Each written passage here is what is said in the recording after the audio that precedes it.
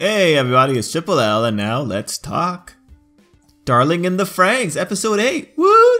Who would have thought we'd be here this early on a Friday? Wait, no, it's not Friday. It's Sunday. I'm recording this on a Sunday. I was gonna record this last night, but it didn't work out. I got home too late. Then I had a podcast. Anyway, no. Hey guys, Darling in the Franxx, episode 8. Excellent. Cool. Let's talk about it. All right. Cool. Darling in the Franxx. So, this was a funny episode. I was sitting down with my friend Kara to watch this, and you know, the moment that we saw the girls' outfits being destroyed, the moment that you had the characters going in there and saying, "Oh, it doesn't seem like this blue gunk is doing anything to us," the moment you had that happening, we were like, this is going to be a comedy episode. This is going to be a one-off comedy episode. This is just going to be funny times. And, you know, going into that, it's like, okay, well, this is interesting. And at that moment, what I'm thinking is, if they make this just a total gag episode, this is going to be really bad.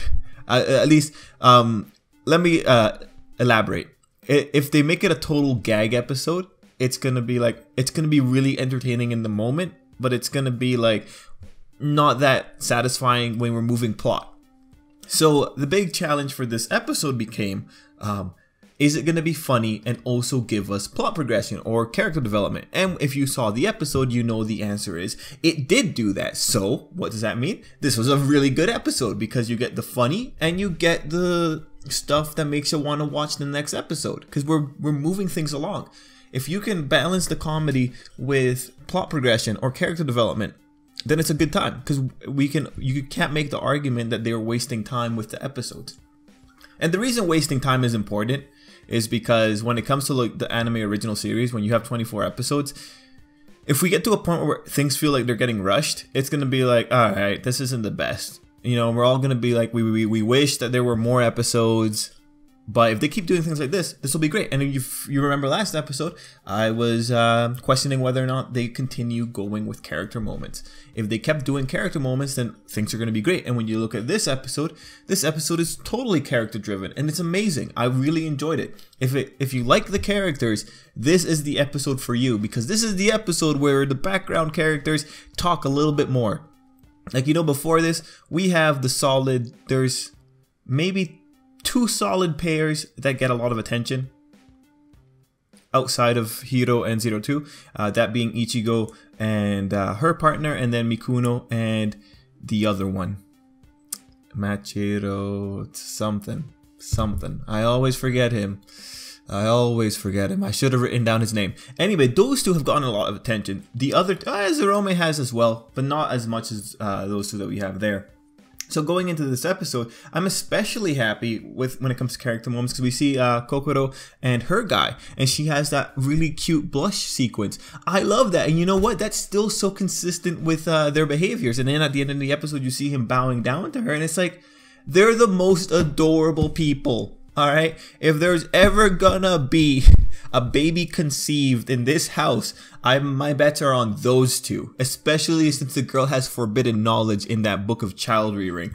But that said, Kokoro also has her relationship with Hiro Complex. His deck boy has her relationship with him, and it's being developed in the garden. And this is the second time that we've seen them in the garden. It's like, guys, are you guys setting up a love triangle? Because that would be pretty hardcore to set up a love triangle with the side characters. I'm totally down for it. And it's like, I don't want to see you guys get together. I really like Kokoro and her like pre-picked partner. I like them. I'm totally into it. So, you know, you have all the character moments. How can you not have fun with it? It's such a fun episode. And then you also have the 02 hijinks all throughout the episode. And her culminating it with, she wanted to take part in a human fight. I think that's great for her. She wants to do something other than fight Klaxosaurs. Great, awesome. And she is by far, like, man, listen, when you're pulling off the troll face that 02 is pulling off, when you're being the biggest troll like 02, undoubtedly, girl, you're human. That's something a human would do. That kind of that chaos, that hijinks, that's a very human thing to do. I'm so happy for the girl. She seemed like she was having so much fun. I'm going to be so sad if any of these characters die now. Why? Because I've seen them in the most vulnerable states, and I've seen them all just freaking out. I really like the characters now. So you know, we all saw the episode. We saw that the progression is they're splitting up the house. They're having gender wars pretty much. And overall, it's pretty funny. Like, some characters are more invested in it than others. But it's just, it was cool to see the boys figure out ways to piss them off even more and just go do their things. And then also the character development that we get at the end with the boys talking about, like, well, you know, the girls get beat up a lot while we're fighting. So maybe it wouldn't be, it's not that nice to just be, what did they use? What term did they use in the subtitles? Oogling at them whenever they're, like, doing something relatively dangerous.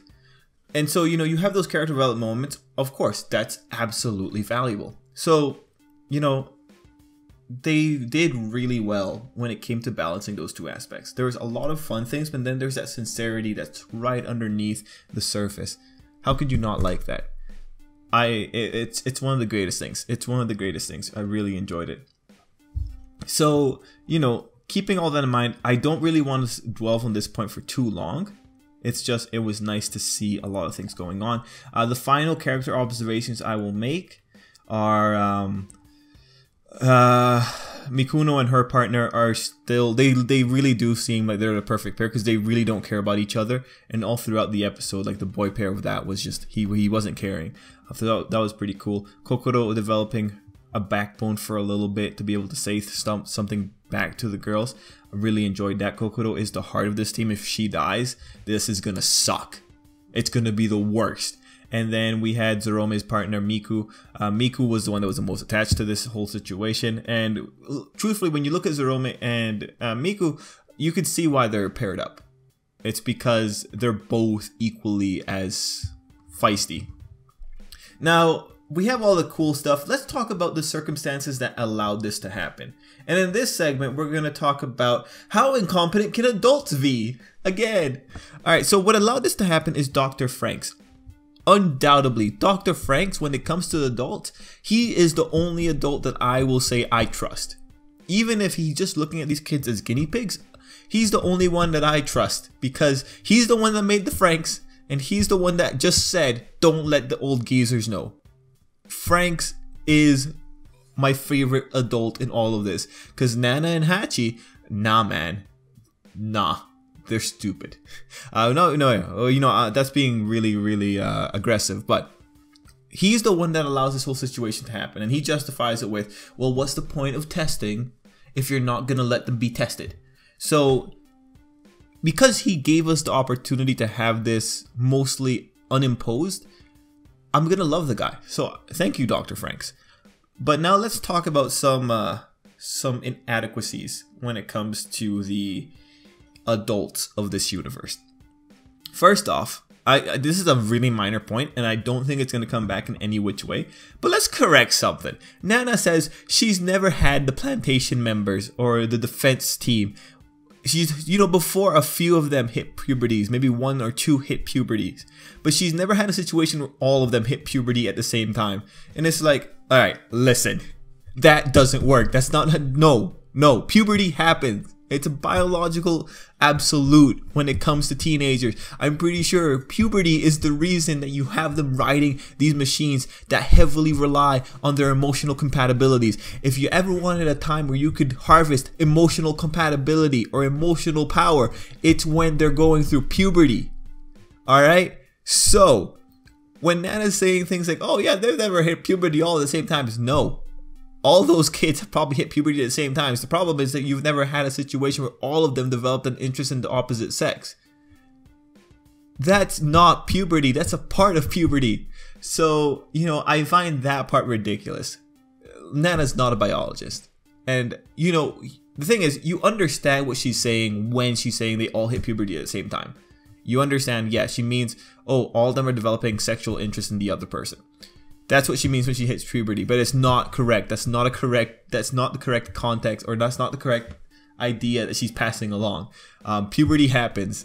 Whether or not you find them shacking up with each other, that's a completely different thing. She probably should have given them some sex education, because clearly that's what they're lacking in. But again, that's actually like a more stupid point. That's just an issue of like, they needed to convey the idea. So it's like, whatever. It's like, it's totally passable. I just found that funny, because it's like, no. You guys are stupid. I don't trust any of you. You guys just have no idea what you're doing. That said, I am curious to see if the kids have higher numbers later. Because then it's like, yeah, let them be kids. Is what you ultimately learn from all this. Moving on. The next part of incompetency is, well, this is kind of on the kids' part. It's the first floor. What kind of world do you live in if you don't go exploring your house? Kids, you'd never been to the first floor? That was ridiculous. And finding out that our oh so great overlords blocked off access by putting up tape. That's ridiculous. That's stupid. Now, you know, if we continue the conspiracy theory that this is all a reality TV show and the kids are just being watched for funnies, you'd say like, oh, you know, they don't have cameras in the house. If this was a reality TV show, they would have been carefuler about this kind of stuff, or you know, they would have stopped them from going inside the room. But then it's like, what if they set up the keep out signs just so that the kids could go in there and just see and get the reaction? You know, that must have been rating dynamite when you see Miku crying. But you know, moving away from the reality TV show theory and going back to this, look, man, if you're an adult and you have this secret past of people getting killed all the time and you don't really want to tell anyone about it, you don't want your current crop of candidates to be affected by it, what the heck? Don't put keep out. No, just go to the room and clean it out. Burn their stuff if you have to. Just take out their stuff and burn it in the garden. Heck, man, bury the bodies in the garden. If you really want to be a sick, sadistic, twisted man, just bury the bodies in the garden. Like, look, if your goal was to not let the kids know about those rooms, and you're just hoping that they're gonna just believe whatever they get, and they're gonna just do whatever they are told, you're an idiot. Why can't you go into the room and just clean it out? Just burn it. So, you know, that's just one of those funny things. You have a keep out sign and it's like, you didn't put any effort into that, adults. You didn't put any effort into that. If there's gonna be seeds of distrust sown into these kids, it's because you all did a crappy job at preventing us from learning plot points. But you know, I don't know what else I can say about that. It's stupid on their part. One, it's weird that the kids, well, no, the kids, you can believe that they are the kind of people that only follow orders. You could believe that. But when it comes to the adults, some degree of paranoia would have been better for them, because that's just stupid. Whoever had a keep out sign stop anyone from going in? That's not a thing that happens. And clearly, the doors weren't locked because Miku just got in there. So that's, again, ridiculous. And then the plot developments that we get coming into that room, well, it's like, alright, we got the picture of the kids from the previous plantation, and that's like, I feel Miku like freaked out way more than she did. But that may be because we as readers, we already know that the previous plantation people got wiped out. We know this because 02 told us. But yeah, Miku has a big reaction, and I think it's just like, why? It's just, you should know that people are dying here all the time.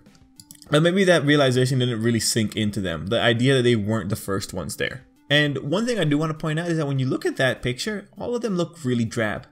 And you know, they all have very muted colors. They're all like biological colors. They're like very biological hair colors, brown and black. And then you look at our kids and it's like, yeah, maybe our kids were like genetically modified, because our kids are distinguished in that they have unique colors, more or less. The ones that have the normal colors are Hiro and his little follower, his little fan there. But yeah, you know, I look at that, I'm thinking, okay, cool. I like what the kids ultimately did though. They put new flowers in there. They set up some death flags, so they're like calling it flowers of hope and peace and life and whatever. And it's like, oh man, you poor kids. I don't want any of you to die. Damn it, Trigger, you got me. I don't want these kids to die. Well, I'm okay with Hiro's fan dying. I'm okay with him dying. I don't really care about him. Mikuno, she's also like throwing in little things like, oh yeah, I love that we don't have to talk to the boys. Like, see, that kind of disharmony, Mikuno, it's gonna get people killed. So I don't like you. I don't like you right now. I like you because you like Ichigo, but I don't like you otherwise.